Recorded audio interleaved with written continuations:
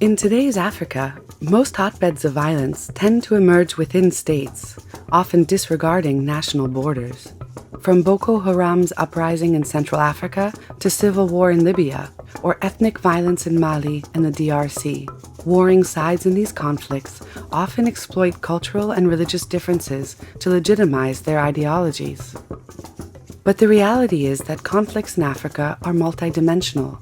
They are rooted in lack of knowledge, social exclusion, or disputes over the management of natural resources. To counter hate speech across the continent, education for all is crucial. Knowledge about the world, the ability to think about the future, and the transmission of values such as dialogue and respect are the foundations of peaceful societies. Everything must be done to ensure that young people, especially the most vulnerable, have access to quality education.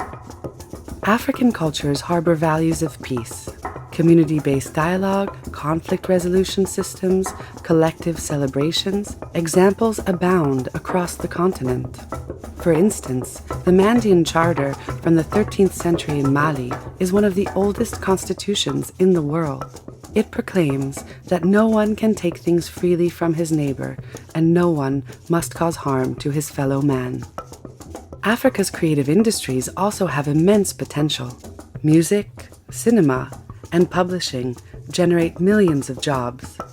Coupled with the power of new technologies, they can help spread a culture of peace rooted in African values.